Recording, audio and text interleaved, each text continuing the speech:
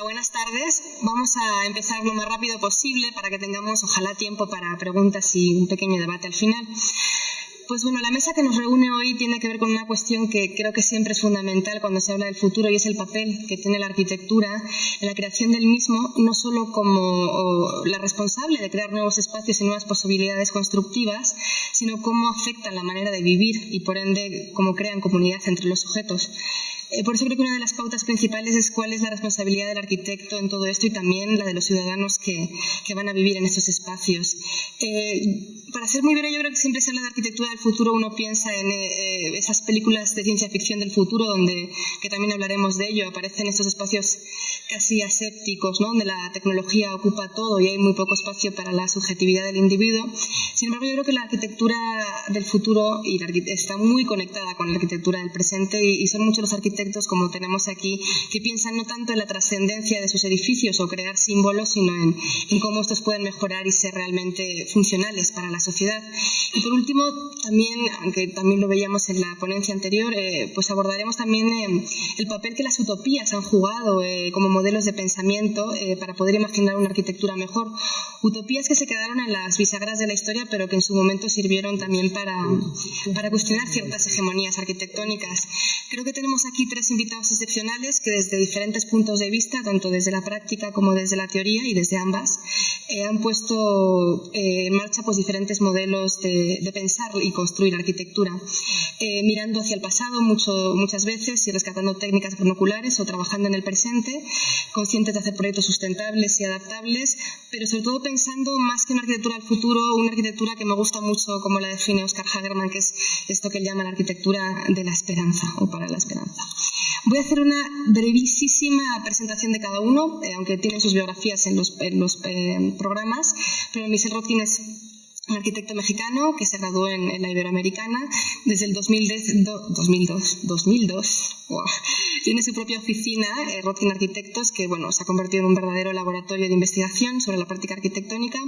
Ha participado en numerosos concursos y premios. Voy a citar rápidamente algunos, como el Marcus en Estados Unidos, el premio Yakov en Rusia, el Ordos en China, y participa en muchísimas conferencias como la TED o el Foro Holcim para la construcción sostenible. En fin, muchas cosas. Inti Guerrero es curador independiente y crítico de arte, trabaja en Latinoamérica y en Europa. Recientemente fue nombrado director artístico y curador asociado de la Fundación Ars Theoretica.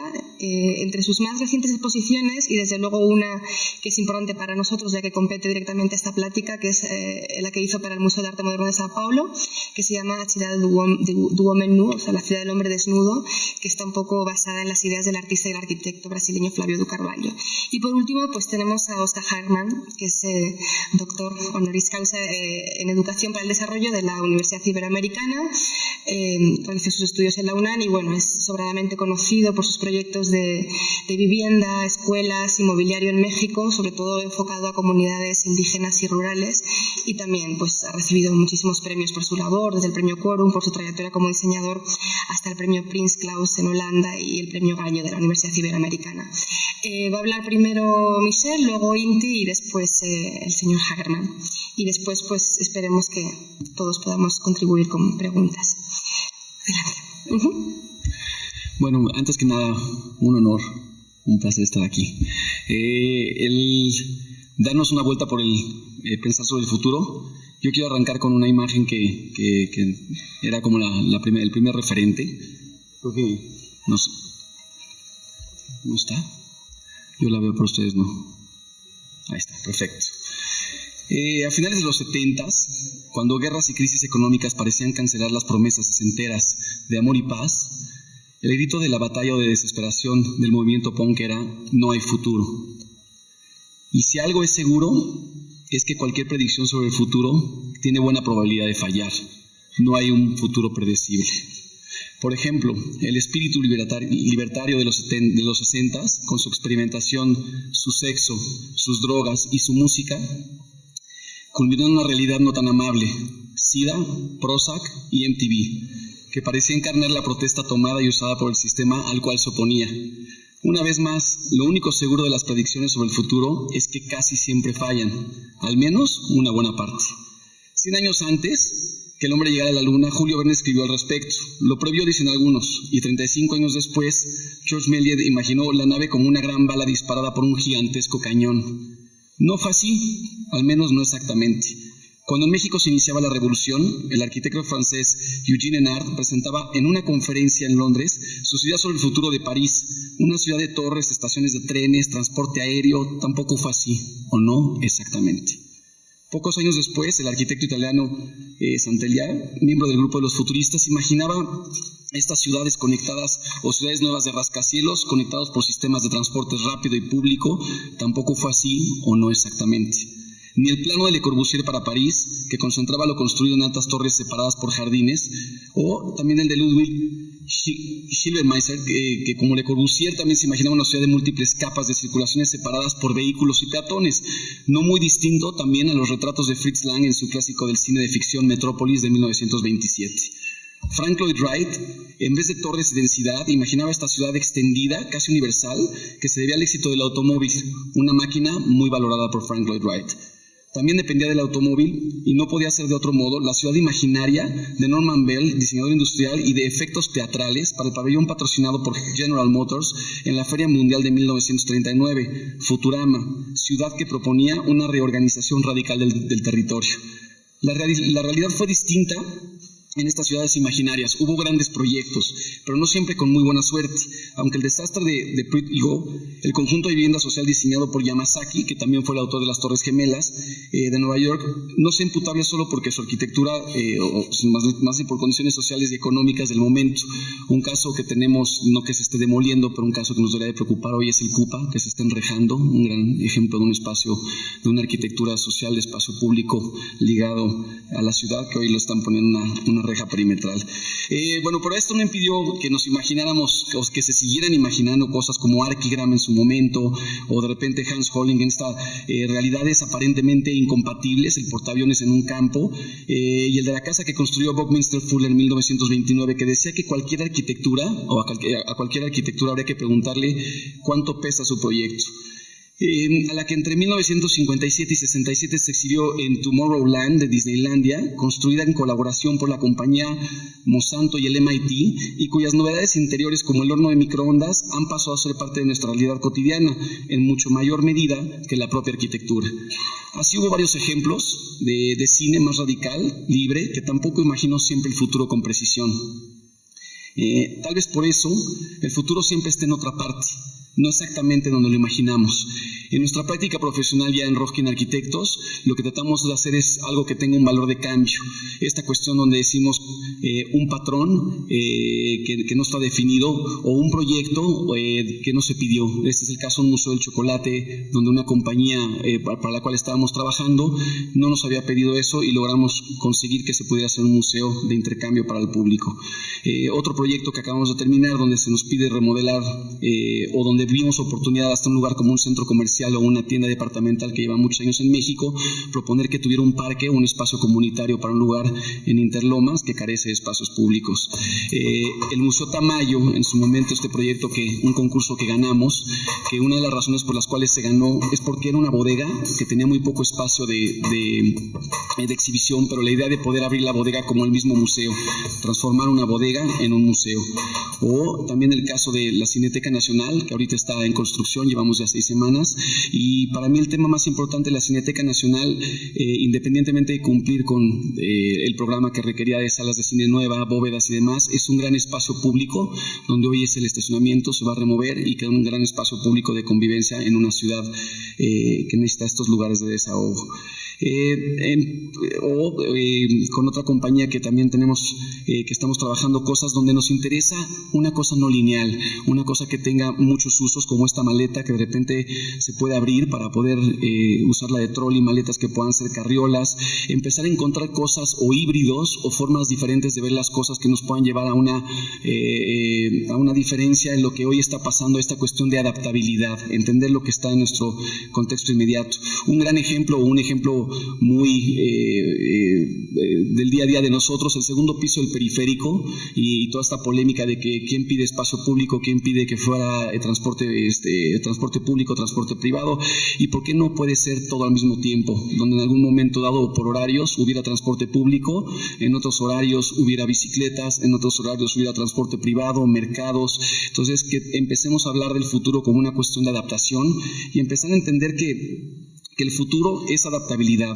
El futuro no son ideas y formas cerradas, sino abiertas y transformables, que permiten otros usos, múltiples usos, en vez de uno solo. Muchas gracias.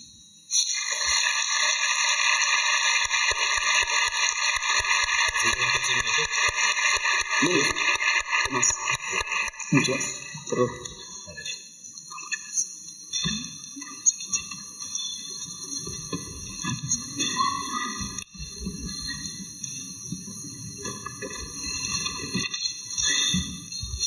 Está como descuadrado.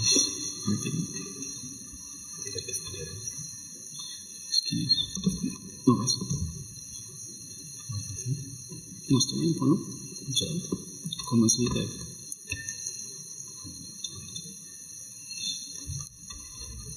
Sí. ¿Y ahora? ¿Quieres para acá? Sí. Quítalo. Y vuelve a poner desde abajo. Ahí estás.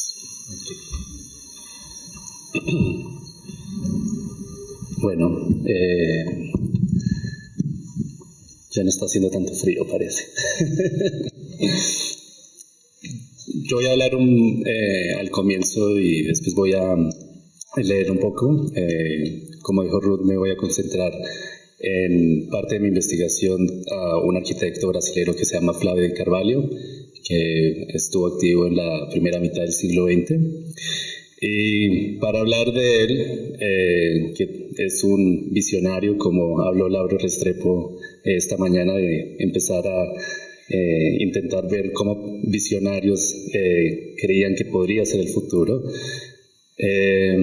Voy a entrar un poquito en el contexto de la arquitectura moderna en Brasil y por qué Flávio Carvalho se vuelve como una figura peculiar para entender un poco sí, sus propuestas. Solamente voy a hablar como de una propuesta específica, pero que van a entender a lo que iba un poco su filosofía. Bueno, pues por arquitectura moderna creo que la gente ya tiene como algo muy claro de ese international style. Yo solo traje para poner algo en contexto aquí a lo que se refiere como el contexto de arquitectura moderna de la primera mitad del siglo XX. Esto es un mapa donde muestran los suscriptores a la revista de Le Corbusier en todas partes del mundo. Hay más en Europa, algunas en Japón, y en las Américas aparecen unos puntos. Brasil es justamente un lugar donde la arquitectura moderna tuvo cierto nivel de como un proceso bastante temprano. Desde los años 20 había arquitectos creando postulados modernos, y en sí Le Corbusier como tal viaja a Buenos Aires y a Río de Janeiro en 1929.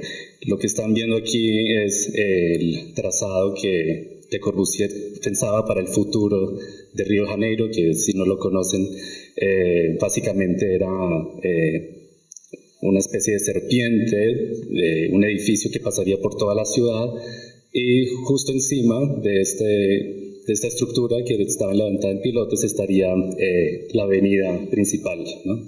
Como, digamos, todos los proyectos que tú acabas de mostrar, sí, como todos estos proyectos visionarios. Lo único que construyó Le Corbusier en Río de Janeiro fue, de ese plan, el Ministerio de Educación y Salud Pública, que lo construyó junto con Lúcio Costa, que es el urbanista que luego hace Brasilia, y es el primer proyecto donde Oscar Niemeyer también colabora, que es como está haciendo como un internship para el proyecto.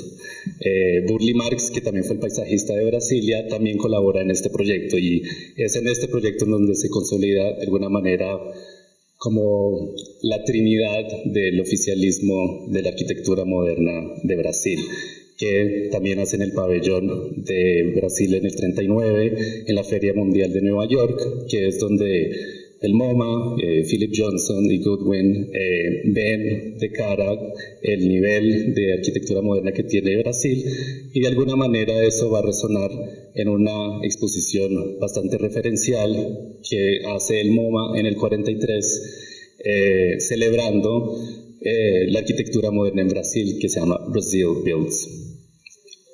Flavio de Carvalho es un arquitecto que está vivo y activo en este contexto, pero su arquitectura es completamente diferente. Y es diferente porque él tiene como un interés por el factor psíquico que podría tener la arquitectura en las poblaciones. Esto es un cuestionario que yo creo que da para entender a lo que iba un poco el interrogante que él tenía ante la arquitectura moderna. Cuando Le Corbusier va a Río de Janeiro, la única persona que entrevista a Le Corbusier es Flavio de Carvalho y le pregunta lo siguiente: ¿usted cree que la arquitectura es un problema filosófico? ¿Debe la arquitectura ser lógica? ¿Qué lógica? ¿Debe la arquitectura tener color? ¿Cuál es el factor predominante? ¿El color, la forma o la idea funcional? ¿Qué constituye lo placentero en el color y en la forma?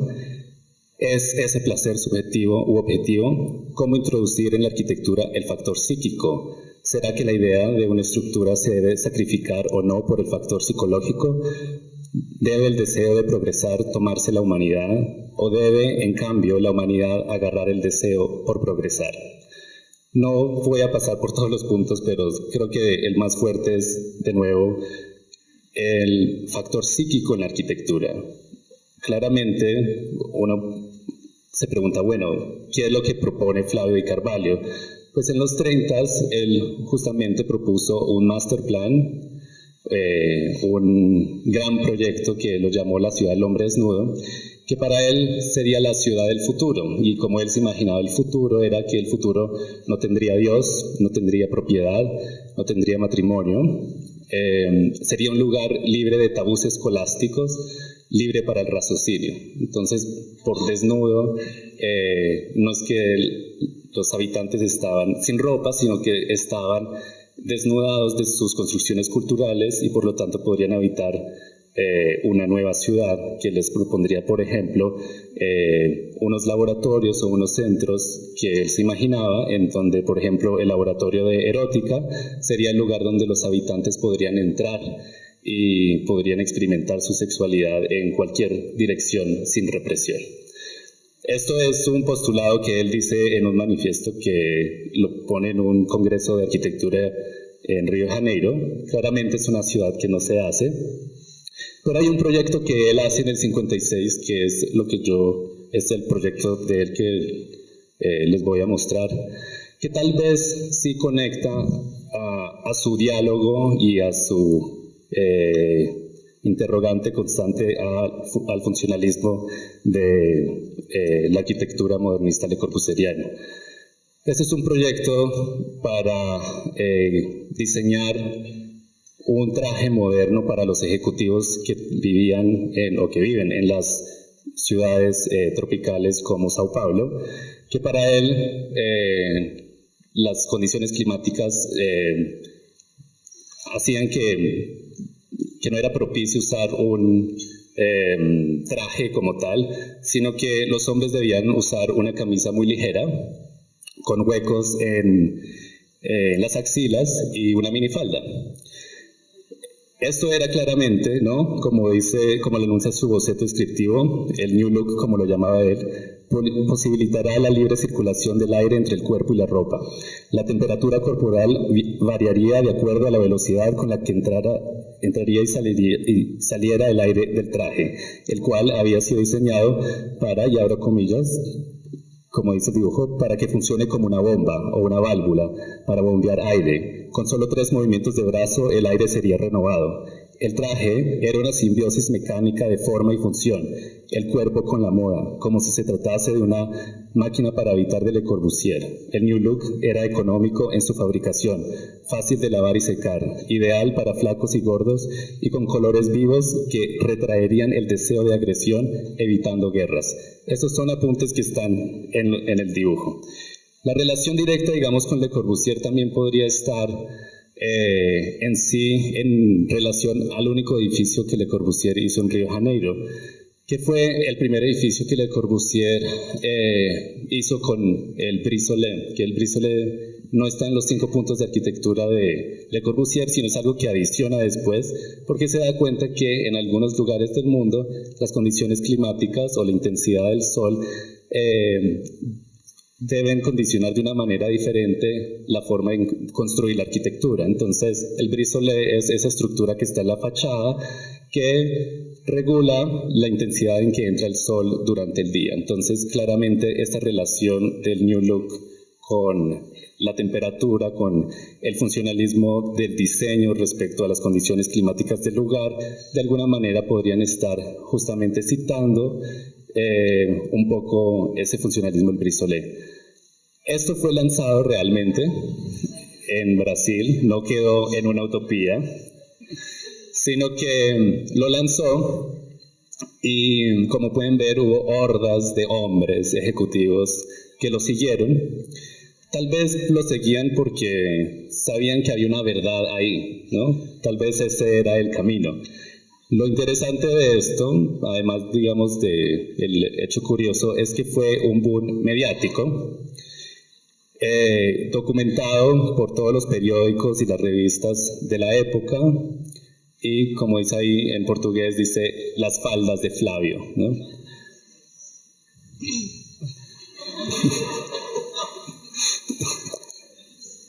Hay unos, bueno, después hubo como una fiesta después del lanzamiento y se vuelve como una cosa muy queer.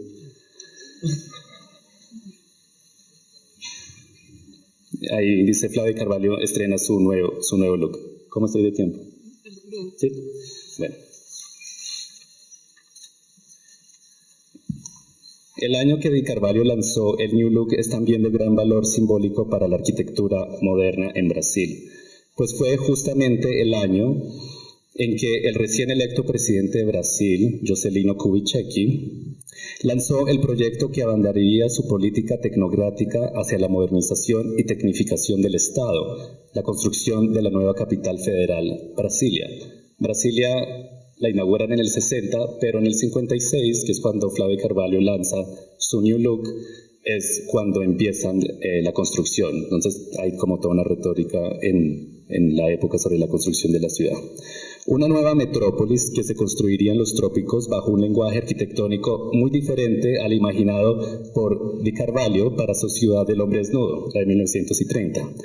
Brasilia, concebida y trazada por el urbanista y arquitecto Lúcio Costa y construida con la colaboración de Niemeyer y el paisajista Burle Marx, se postulaba como el producto final de una historia oficialista de la arquitectura moderna brasilera, que, como vimos, ya para el 56 celebraba una legitimación inclusive internacional.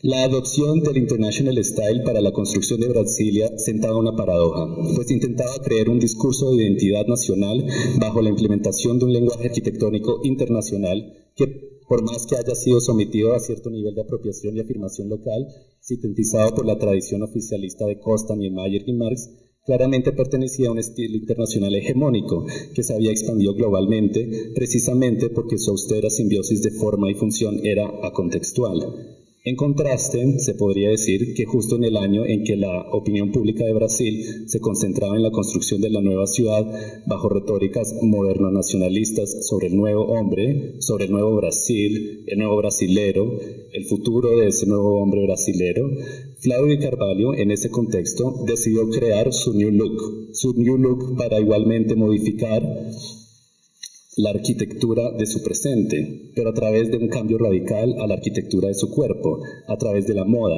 a través de un diseño igualmente moderno, efectivo y funcional, pero concebido específicamente para el realmente nuevo hombre moderno de los trópicos. Aunque no habiendo podido realizar su master plan para aquella ciudad del hombre desnudo, tal vez con el New Look de Carvalho logró desnudar la ciudad de su presente, liberando de sus tabús escolásticos a todas las personas que lo seguían, abriendo el camino hacia esa civilización desnuda y tropical.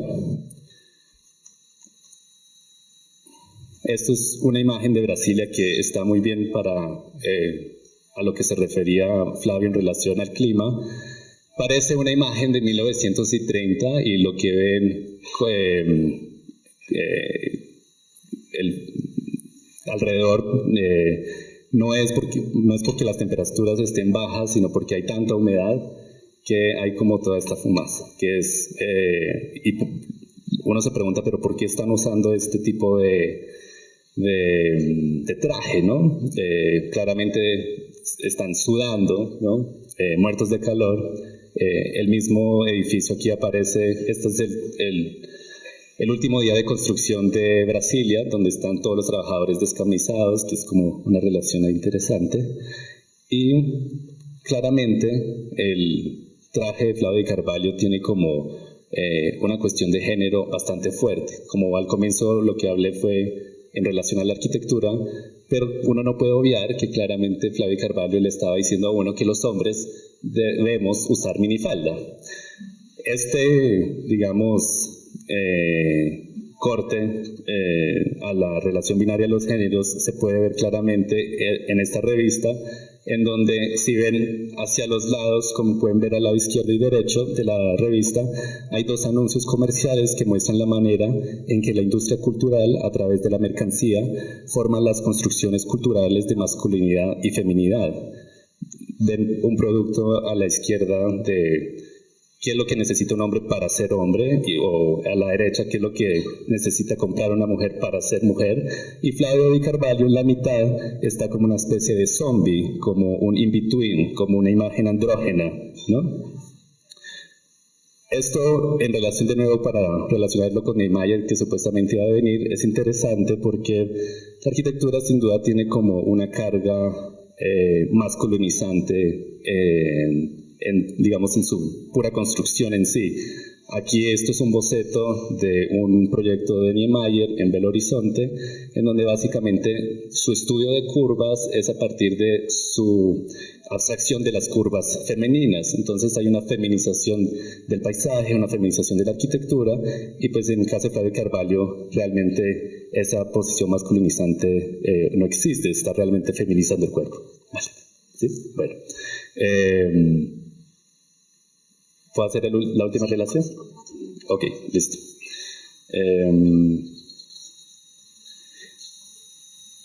Sin duda, el uso de ropaje en su traje y el aspecto performático de Flavio Carvalho lo conectan directamente con las experiencias corporales de la neovanguardia brasilera, a la que él no perteneció porque él murió en el 73, y aún más con tal vez una obra que ya conocen bastante, Los Parangolés de 1964 de Eloy Tizica. Sin embargo, es de gran importancia señalar que la transgresión cultural del traje de Carvalho fue bastante diferente a la poética sensual, sexual, transexual y transgresiva de las capas de Tizica. El New Look sexualizaba y travestía el cuerpo no de forma abstracta, tras la estimulación de su sensualidad como el parangolé, sino al subvertir los signos culturales de la división de género, al vestir a un hombre no únicamente de mujer, más de cuerpo feminizado y deseado, al exponer lo que en la época se podría entender para una mujer como la exteriorización de su sexualidad. Me refiero a que mostraba las piernas, Flavio de Carvalho. Pero tal vez la diferencia más radical entre el New Look y los parangolés es que Eloy Tizica, aunque altamente influenciado por los componentes sociales de su contexto vernáculo, en donde igualmente llevó a cabo los performances con su traje, a la vez no pretendía modificar directamente y de la nuestra, a la vez sustentaba fundamentalmente su forma y función bajo uno de los discursos subtextuales más complejos y paradigmáticos que acompañaron la modernidad, que fue la higiene, porque todo el discurso que construyó Flavio de Carvalho para poder sustentar su New Look era que el New Look sería más higiénico respecto al traje. La razón por la cual yo traje a Tizica también, y aquí voy a acabar, es que de pronto las utopías, como decías tú, sí, siempre fallan, pero realmente se puede manifestar de otras maneras en el futuro, y de alguna manera esa situación andrógena de Flavio de Carvalho sí podría estar ligada en sí a la contracultura en Brasil. Acá está Caetano Veloso usando uno de los parangolés, y me refiero a todo este in-betweenes y a los estados zombies que creó la contracultura en Brasil, en donde justamente no había unas relaciones binarias entre masculinidad y feminidad, en donde tal vez la utopía sí se manifestó, pero de una manera desordenada o a través de la desobediencia civil.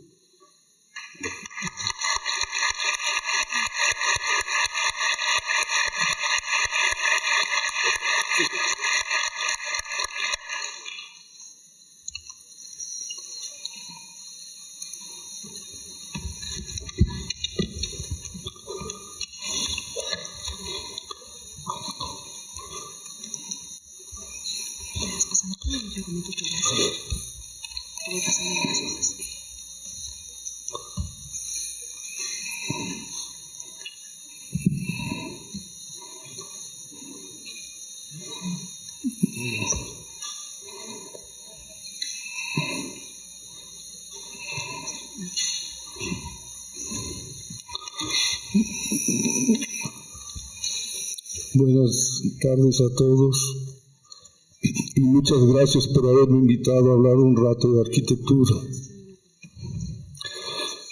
Desde hace muchos años he trabajado con amigos, principalmente en áreas rurales. Ellos creando sueños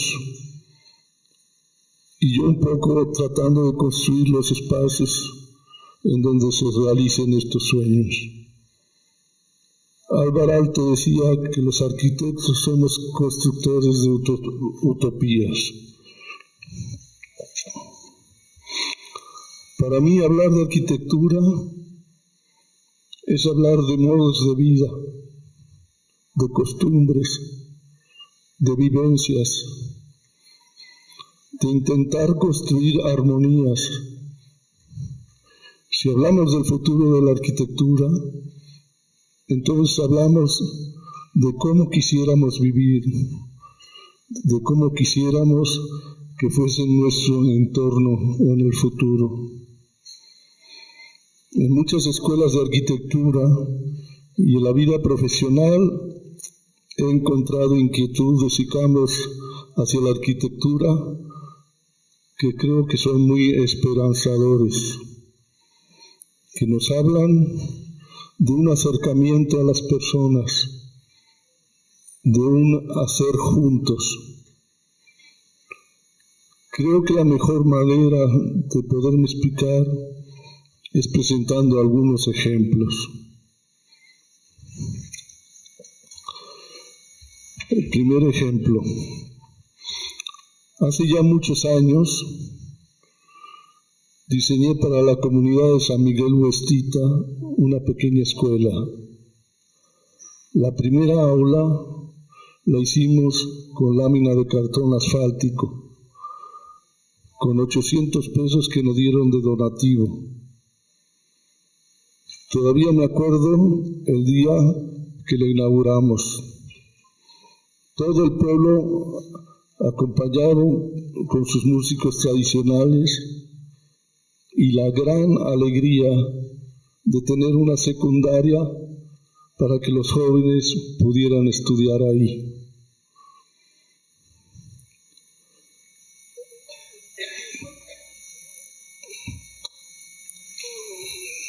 Esta es una foto de un muchacho, Ismael, el día que salió de la primaria. Su mamá le tejió el pantalón, todas estas flores, y durante un año estuvo trabajando para hacer el pantalón de gala, y él le puso felicidades, amorcito, en el pantalón. Era el primer hijo que terminaba la primaria, perdón. Después, cuando los amigos de Ajagui fueron consiguiendo más recursos, hicimos aulas de ladrillo con techo de lámina aisladas con una capa de tierra. Ahora la escuela ha crecido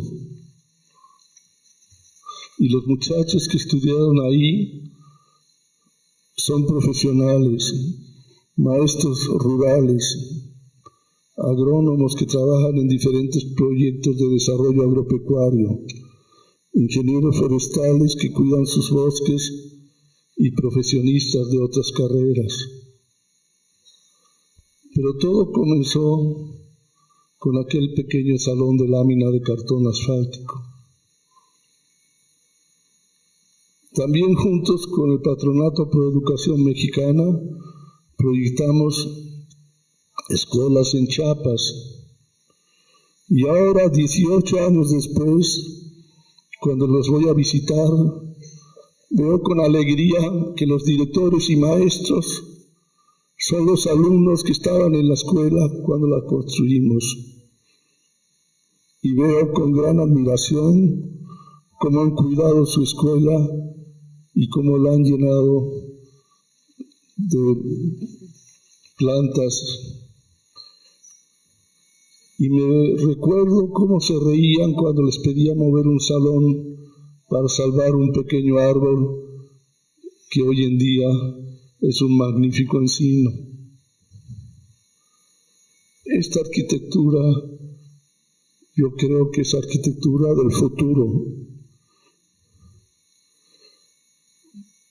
Y seguirá siéndola mientras la comunidad la sienta como de ellos. El segundo ejemplo. Hace 10 años, en un pueblito de la Sierra Mixteca, el arquitecto Juan José Santibáñez organizó a un grupo de 10 señoras para que hicieran sus casas. Les enseñó a fabricar los adobes y a construir sus techos con sistemas constructivos tradicionales. Actualmente se están construyendo en el pueblo de San Juan Mixtepec y Amatitlán 30 casas, siguiendo la misma metodología que hace 10 años. Cada 15 días el arquitecto Juan José y el arquitecto Joao Cereiro y 20 o 30 muchachos estudiantes de arquitectura van para echar una mano en la construcción. Me he unido al grupo y con lo que me permiten las fuerzas, les echo una mano. Para ayudar a construir las casas van también muchos estudiantes de arquitectura de otras universidades de la República y algunos extranjeros, suecos, franceses, egipcios, españoles, que han visto en internet lo que están haciendo y que con gran entusiasmo participan en este sueño.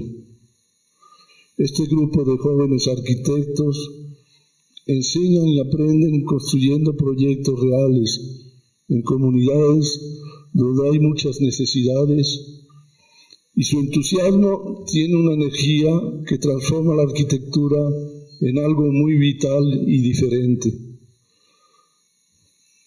El tercer ejemplo.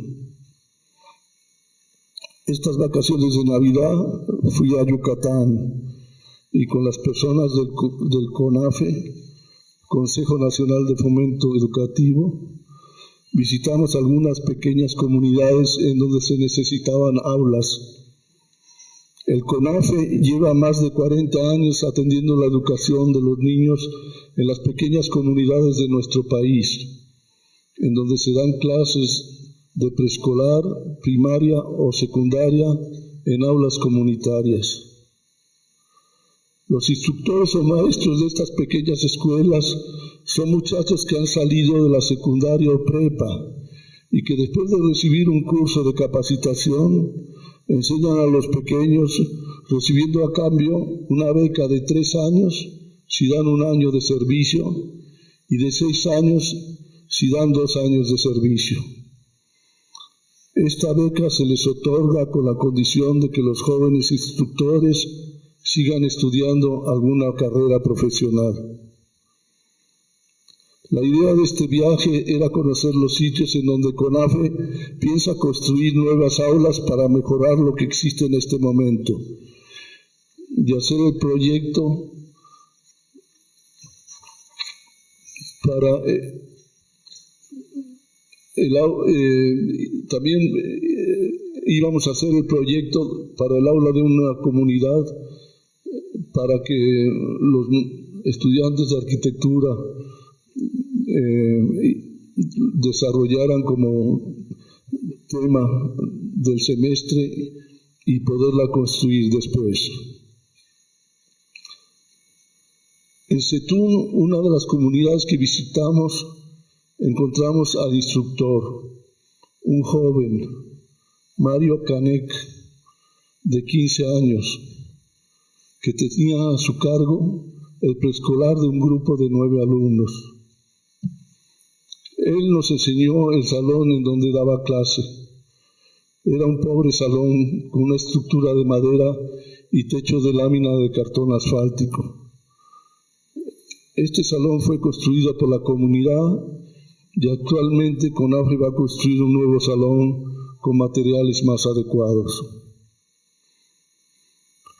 ¿Se dan cuenta en qué maravilloso país vivimos?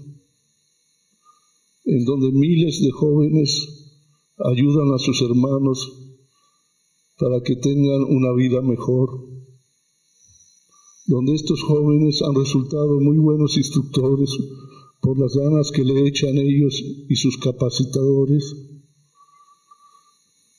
Después de esto visitamos muchas comunidades y en Santa Clara, Chemac, nos encontramos un pequeño salón de primaria que habían hecho los alumnos de arquitectura de la UADY con la UNICEF.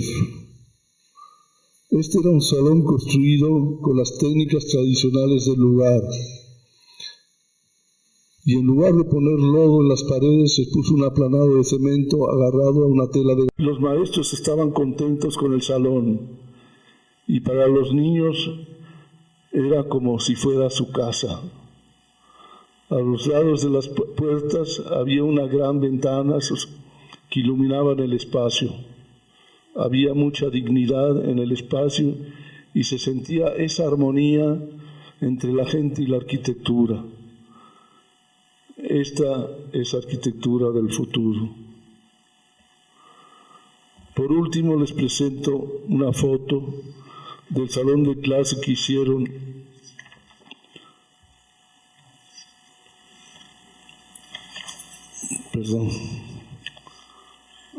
los alumnos de la Universidad Autónoma de México para una escuela de CONAFE en Xilitla. Este proyecto se hizo en la clase de proyectos con los maestros, el arquitecto Daniel Fijoy y el arquitecto José María Bilbao. Y los alumnos fueron en las vacaciones a la comunidad para construir y ayudar a construir las aulas. Este es un estupendo ejemplo de la nueva arquitectura, hecha y pensada por arquitectos jóvenes. Yo quise poner estos ejemplos como lo que yo veo como una arquitectura del futuro, una nueva arquitectura que entusiasma a los jóvenes en todo el mundo, que de alguna manera le dice que no a esa arquitectura sensacionalista, que no contempla el gasto, a una arquitectura con 3 o 4 fachadas sobrepuestas, que buscaba crear íconos de un tiempo y que actualmente se convirtió en un símbolo de la crisis. Yo creo que toda la arquitectura, cuando la proyectamos, debería ser arquitectura del futuro. Es construir sueños para que las personas vivan mejor. Toda arquitectura debería de ser arquitectura de esperanza. Actualmente los jóvenes están encontrando el camino y se entusiasman con ello.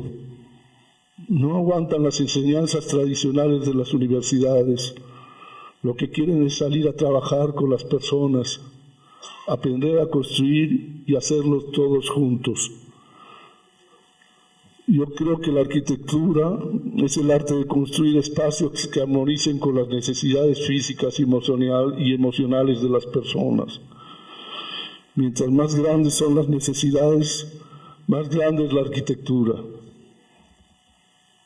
Esta nueva arquitectura es de alegría y de esperanza.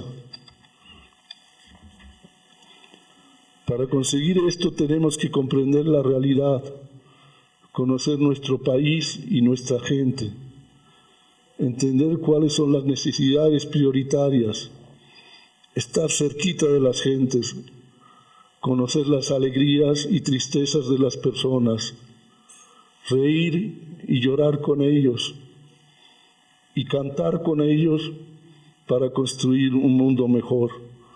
Muchas gracias.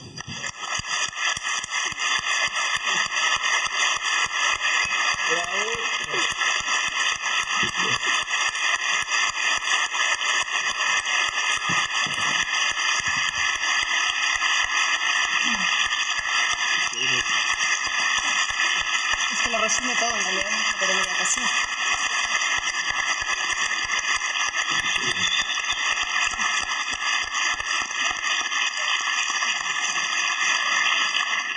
Bueno, tenemos tiempo todavía para preguntas.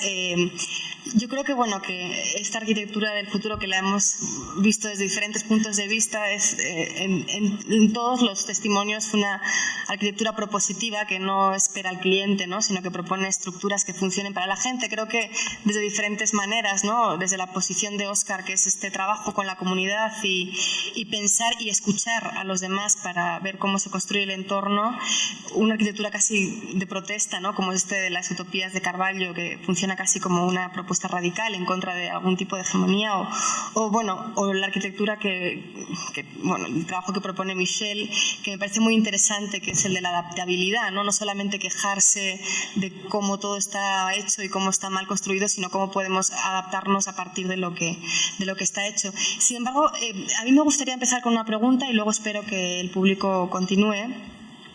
Está claro que estamos acostumbrados a pensar mucho en términos individuales, ¿no?, pero es importante, yo pregunto si el arquitecto tiene que pensar y al mismo tiempo asegurar la participación colectiva en el proceso de construcción del entorno. En el caso de Óscar es como, por el tipo de trabajo que realiza, es como muy claro, pero ¿qué pasa cuando esos proyectos son para más grande escala o para la ciudad? Sobre todo te lo dirijo a ti, a Michel, ¿no? Cuando ese proceso, ¿cómo puedes añadir esos procesos colectivos cuando son en procesos a más grande escala?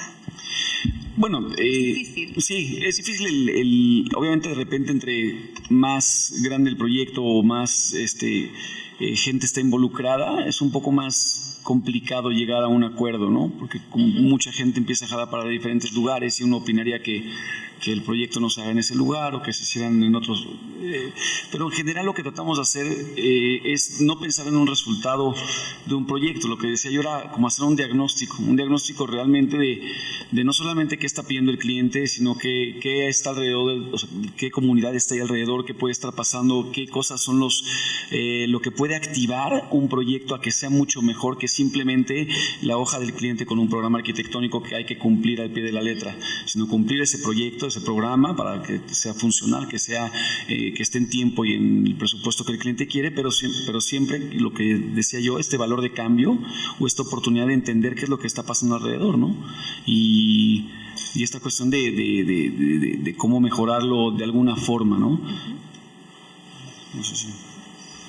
¿Hay preguntas? Si no, yo continúo, pero me gustaría que... ¿Sí? ¿Pasamos el micrófono o cómo...? Voy a tratar de hablar un poquito fuerte. Sí, le pasan el micrófono. No sé si pudiera subir acá mi esposa para que me ayude. Bueno. Porque no oigo muy mal. Me va a costar un poquito el inicio.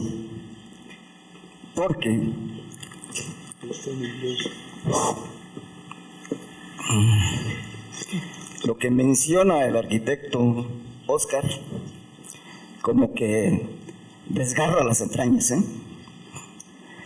Hablando de arquitectura, hablemos de arquitectura, mini arquitectura tal vez, o mega arquitectura, como lo mencionaba al principio el arquitecto que inició la conferencia.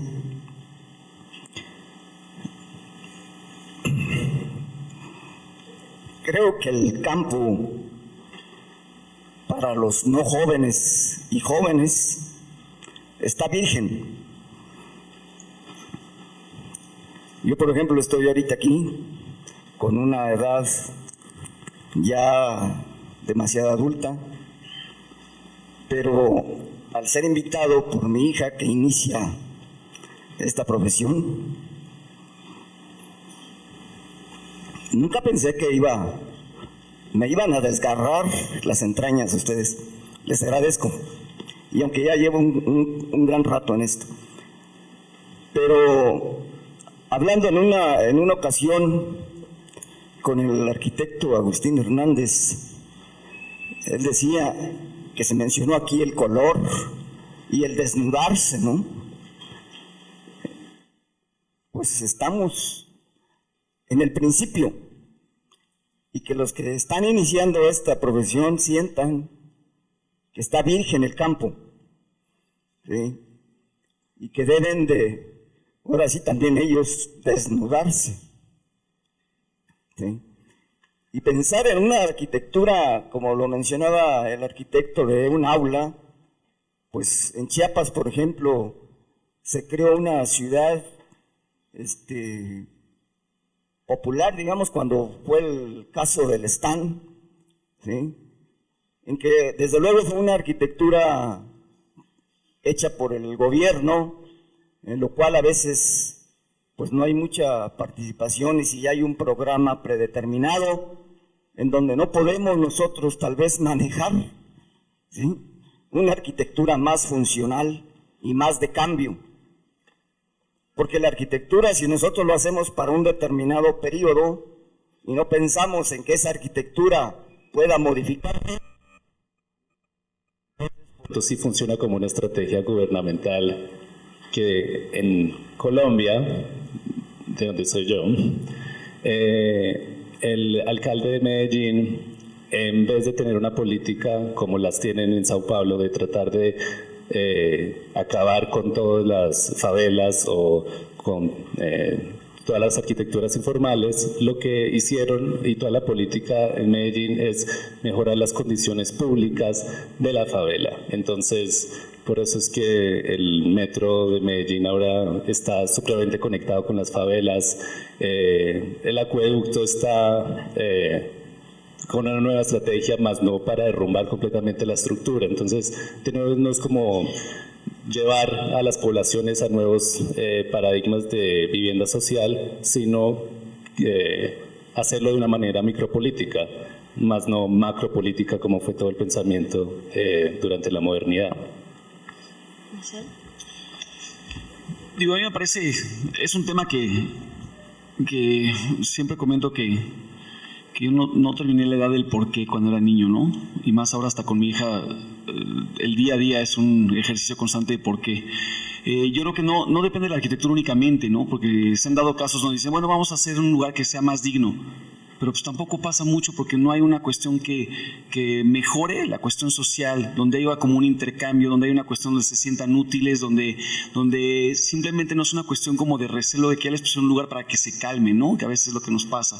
Entonces más bien es una cuestión como de entretejer cosas que empiecen a hacer que funcione, donde las barreras, esta cuestión que yo hablaba de adaptabilidad, sea, ya no pensemos en blanco y negro, hay toda una gama intermedia de ese blanco y negro, donde tenemos que empezar a borrar para que no sea los de allá y los de acá, ¿no? El gran plan de ciudad, el gran plan del parque, por aquí viene el peatón, aquí viene la bicicleta, aquí viene la carriola. O sea, empezamos nosotros mismos a limitar ciertas cosas, que es lo que le acaba dando un poco en la madre, ¿no? O sea, si hubiera una cuestión de integración donde, oye, ¿por qué no todos podemos ocupar el mismo espacio en diferentes momentos? Porque finalmente, digo, el ejemplo que yo puse del segundo piso del periférico, digo, unos lo queremos tirar, otros queremos que sea transporte público, otros quisieran que fuera un jardín como el Highland de Nueva York. Oye, ¿por qué no puede ser todo, no? ¿Por qué no puede haber una cuestión donde se pueda empezar a entretejer una cuestión que sientas que tu casa no empieza de la raya para allá? sino que ese espacio de intermedio es de todos, ¿no? Y es como una forma pequeña de empezar a hacer cambios. Yo hoy no creo en estas grandes ideas de vamos a hacer un nuevo plan gigantesco de ciudad. Creo más en la comunidad que dice, el gobierno no me está haciendo caso, voy a arreglar mi banqueta de esta calle a esta calle y pinto banquetas, saco plantas, genero un propio espacio que ya no dependo de nadie, ya no depende de que si me prestan el dinero, que si me prestan, si me dan el permiso, porque ya pues el poder está cambiando de manos, el dinero también, ya estamos viendo muchos negocios o formas de economías que son estos famosos startups donde ya no son los mismos bancos gigantes. Sí está cambiando, pero hay que hacer como iniciativas pequeñas que empiecen a hacer cambios, ¿no? Desgraciadamente, por ejemplo, en nuestro país no existe vivienda donde cierto sector de población que puede comprar una casa subsidia casas en el mismo edificio para otro tipo de familias, ¿no? Los co-ops. Entonces, donde de verdad hay una integración, donde finalmente, porque existe un cuate que puede pagar más lana que tú por un departamento, está viviendo otro abajo, que está contento y no solo contento, agradecido porque alguien más pudo pagar ese costo de otro departamento, ¿no? Yo creo que es cuestión de tiempo, pero no es nada más una cuestión de diseño arquitectónico urbano, ¿no? Es una cosa bastante más compleja. Me parece que a veces la creación de espacios arquitectónicos nuevos en Latinoamérica se hace de manera como lenta o a veces parece inexistente, ¿no? Como que no tenemos esa reflexión sobre el espacio que necesitan nuestros países latinoamericanos. En ese sentido, podría yo rastrear personalmente algunos factores como justamente la poca reflexión que hay sobre el espacio mismo y los habitantes que lo usan, o tal vez de manera más así como evidente y inmediata el poco presupuesto que hay para la creación de esos espacios, o la aferración de nuestras sociedades por sus espacios tradicionales y por mantener sus patrimonios culturales. En este sentido, la pregunta es, ¿cuáles son los principales problemas a los que se enfrenta o se enfrentará la arquitectura contemporánea en los países latinoamericanos? Oscar, es que no entiendo. ¿Qué dice? ¿Cuál es la pregunta?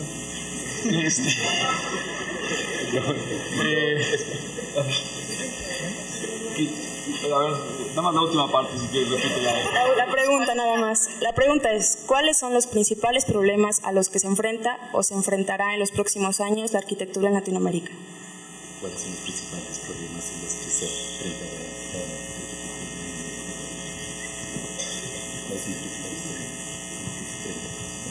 se enfrentará en el futuro? Bueno, primero quisiera hablar un poquito de la pregunta anterior, que no tuve la oportunidad de contestar, ¿no? Yo creo que hay arquitectos, pues sabemos muchísimos, ¿no? Hay muchas escuelas de arquitectura en todo el país y muchísima gente que terminan y no tienen trabajo, ¿no? Yo creo que de algún modo también debemos desde las escuelas que nos prepararnos para dar soluciones a los problemas sociales, ¿no? Como que se ha descuidado mucho en los últimos años, ha habido menos interés por los problemas sociales. Yo creo que ahorita es como un despertar. Yo creo que los jóvenes están muy interesados en participar y en dar soluciones para la población en todos sus niveles, pero sobre todo dándole una atención prioritaria a las gentes que más lo necesitan, ¿no? Entonces yo creo que para resolver el problema de habitación en una ciudad, pues tenemos que prepararnos para ellos desde la escuela y aprender a participar. De algún modo los arquitectos nos hemos retirado de ese campo en gran parte, ¿no? Y hemos dejado que lo cubran las constructoras. Se construye sin planear, se construye haciendo casas iguales, sin pensar en los hombres, sin pensar en los espacios, tratando de cubrir el mayor número de casas en los terrenos, todo lo que pueda haber en un terreno para ganar más dinero, ¿no? Y esto pues es una, yo siento que es una manera equivocada de hacer las cosas. Yo creo que los arquitectos, si estuviéramos bien preparados, podíamos contribuir en mucho para resolver el problema de habitación de una manera digna y humana en las ciudades, ¿no? Creo que también hay que aprender a lo que ha pasado siempre, ¿no? Que la gente planea su propia casa. Entonces la participación de la gente es muy importante, en que encontremos los caminos para esa participación y nosotros intervenir más en los espacios públicos, como decían hace un momento, ¿no?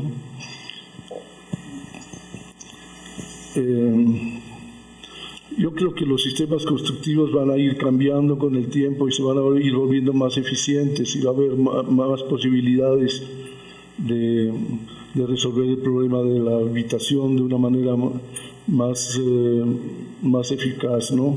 Pero también tenemos que estar mucho más preparados para no estar cerca de las personas y aprender a servirles, o sea, y aprender a proyectar teniendo como el centro al ser humano, ¿no?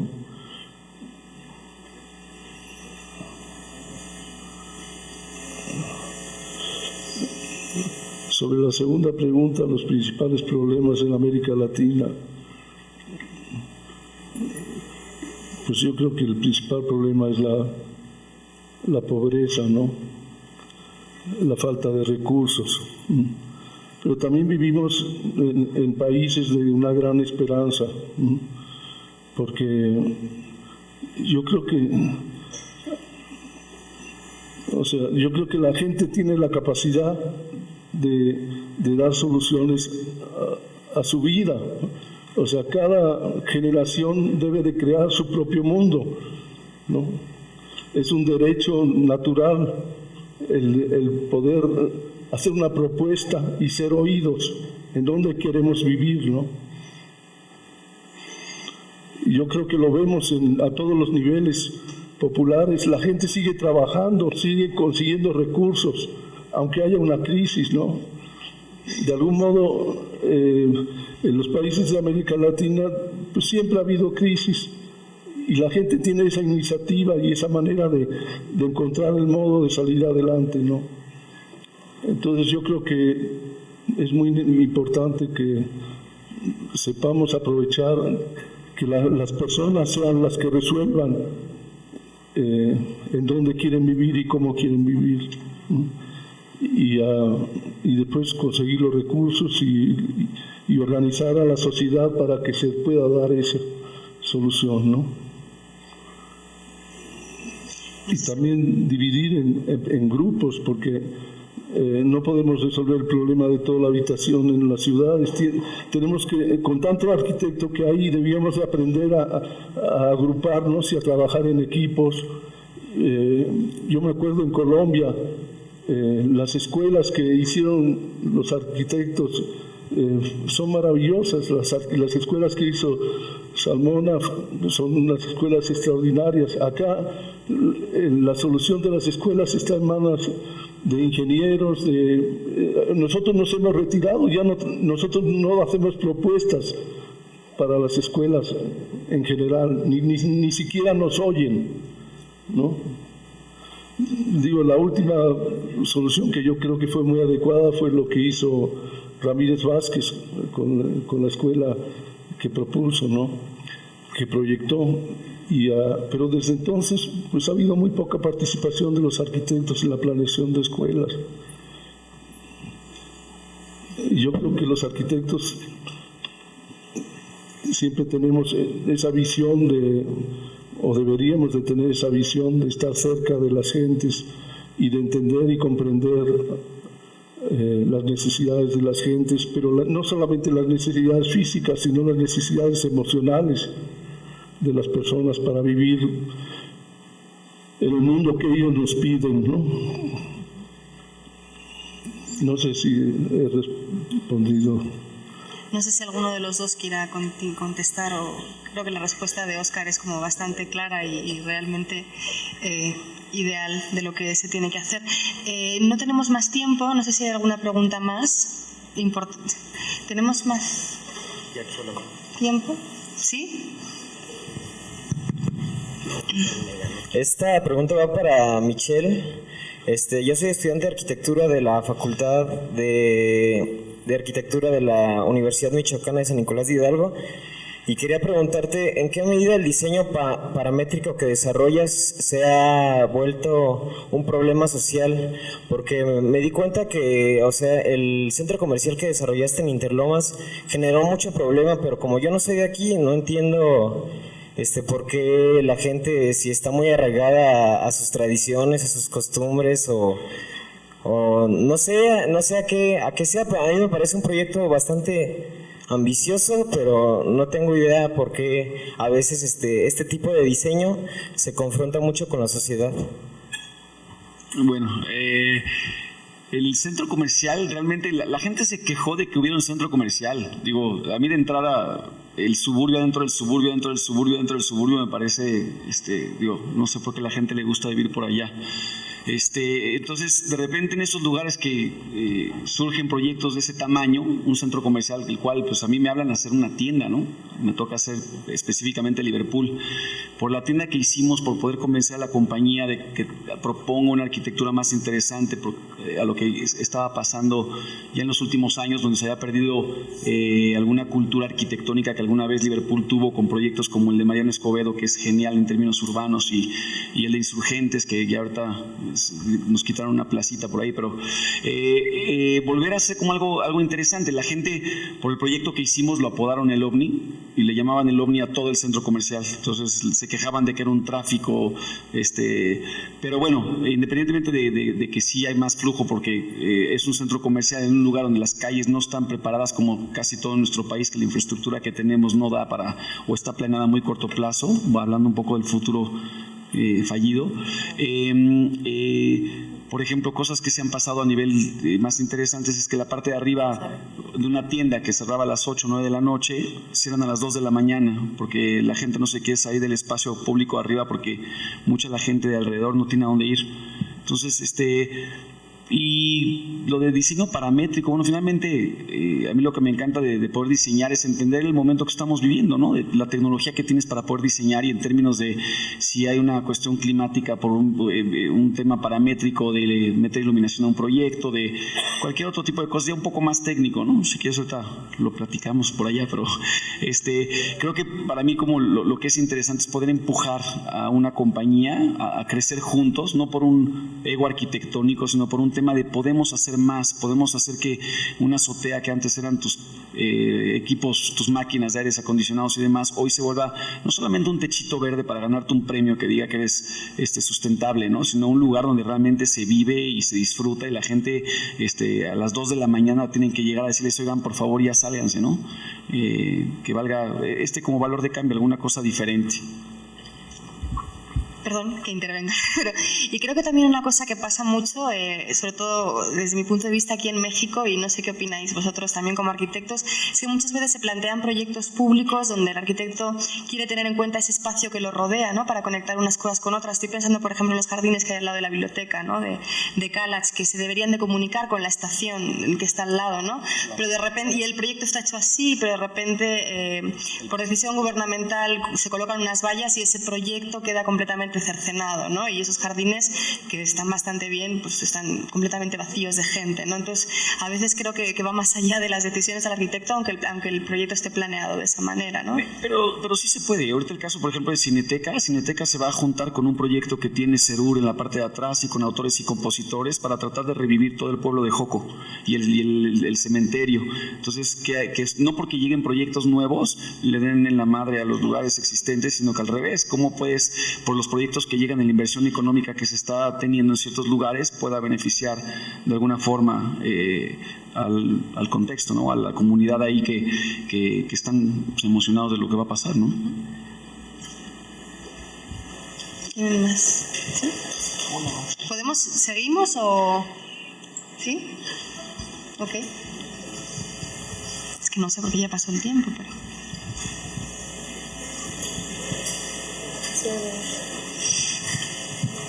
para allá, una más y ya. En lo que llega el micrófono, contestando un poquito lo que decía el arquitecto Hagerman, que de verdad volvemos a lo mismo. En el momento que nos demos cuenta de la capacidad que tenemos de adaptación, porque ahora con estas crisis mundiales, yo veo colegas, no solamente arquitectos, pero gente súper creativa que no tiene manera de accionar de ninguna forma. O sea, el sistema no les permite hacer ciertas cosas. Yo creo que estamos en un lugar donde cada vez te enteras más de un grupo de gente que hicieron unas cebras peatonales para que hubiera un espacio peatonal mejor, gente que agarró y tomó una calle y hizo lo de las bicicletas. O sea, hay iniciativa, te puedes meter y hacerlo. Igual mañana llegan y te pintaron otra vez la calle, pero no te impide, o sea, no hubo una cosa que te impidiera hacerlo, ¿no? Y yo creo que a veces peco de optimista, pero... No, pero sí, estoy de acuerdo. Mi pregunta es, ¿cómo democratizar la construcción y el ordenamiento de la arquitectura para el espacio público? Y, o sea, tengo en cuenta que eso sería a largo plazo y, o sea, los seres humanos nos adaptamos, ¿no? Y se puede ver en México cómo hacemos nuestro espacio. Se puede ver en el comercio informal. O sea, bueno, más bien quiero escuchar como ustedes qué imaginan o qué opinan o qué se les ocurre, porque se me hace, creo, primordial esto, la democratización de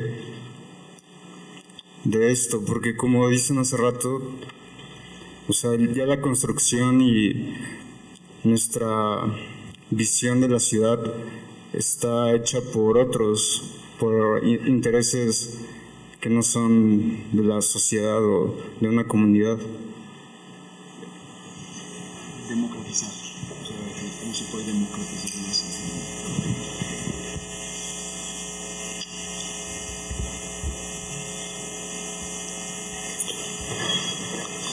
Pues yo creo que las cosas han ido cambiando con el tiempo, no soy muy pesimista en ese sentido, creo que podemos ir cada vez participando más en los proyectos, ¿no?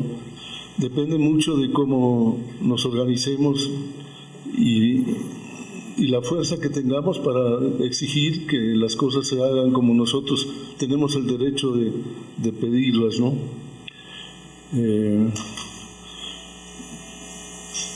Yo pienso que han ido cambiando las cosas, ¿no? Actualmente, por ejemplo, en los programas de CONAVI, en donde el arquitecto, el cliente hace la propuesta de su casa y después tiene el apoyo de un arquitecto para darle, organizarlo y ver, ir mejorando el proyecto, pero junto con él. Esto no se concebía hace 10 o 15 años, no se pensaba que podía haber un programa que funcionara así, y actualmente está funcionando y se hacen muchísimas viviendas con ese programa, ¿no? Entonces yo creo que es cosa de mucha creatividad y de aprender a organizarnos y a exigir los derechos que tenemos para que nosotros que hagamos el mundo como nosotros queremos. O sea, yo creo que es algo que vamos a ir aprendiendo y lo podemos hacer.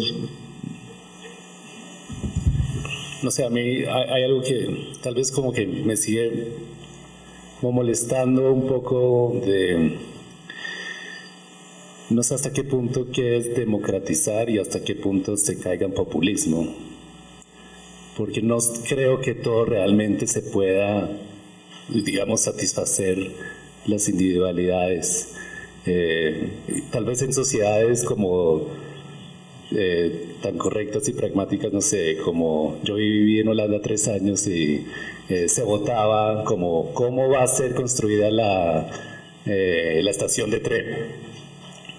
O sea, eso ocurre justamente en ese tipo de sociedades, pero en de nuevo, estas megápolis que están llenas de entropía, creo que las democratizaciones ocurren, sí, micropolíticamente, no ocurren a partir de las grandes estrategias urbanas. Y yo también creo que hay que dejar de pedir permiso a veces, como que a veces no estamos esperando que todo el mundo llegue y te resuelva, ¿no? A ver si con ciertas cosas sí va a cambiar, a ver si con mis impuestos ya van a arreglar esto, a ver si con no sé qué. Yo he encontrado como una fascinación en empezarme a acercar a gente que quiere hacer ciertos cambios, donde empiezas a juntar a la gente con iniciativa privada, aunque el gobierno nada más te diga, te doy el permiso, te autorizo que lo hagas, para mí es una ganancia el poderte meter en un lugar donde quieres hacer un cambio. Pero los cambios, yo también de repente pienso otra vez que estas cosas como muy en grande, democratizar como una... Bueno, tal vez si no fue muy específico, o sea, no hablaba a nivel global, sé que, o sea, sí. Hablo de nuestro contexto, también lo digo por la indiferencia, indolencia y apatía de los ciudadanos en general. Yo me incluyo a veces en ciertos temas, pero, o sea, me refiero a cómo generar esta interacción entre los ciudadanos mexicanos para que suceda esto, porque sucede de forma como en el comercio informal, que corresponde a intereses como ganar dinero para sobrevivir, pero no como generar lugares para comunicarse o convivir. Bueno, yo creo que de alguna manera Michelle contestó también eso con lo de que tenemos que dejar de pedir permiso. Hola. ¿Perdón? Bueno, quisiera hacer una última pregunta. No, perdón, antes yo tengo que hacer un anuncio, perdón.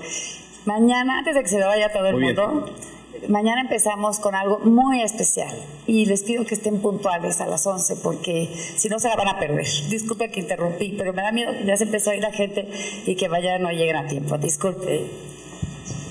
Muy bien. Bueno, la arquitectura genera orden, ¿no? Y crea urbes y crea grandes ciudades, pero también genera caos y genera muchas cosas, ¿no? Muchos monstruos. No sé cuál sería su perspectiva si a un futuro en esta ciudad vamos por una buena salida sobre cómo se están resolviendo todo esto, toda la ciudad, las vías, sí, todo cómo se está resolviendo bien el problema de la ciudad.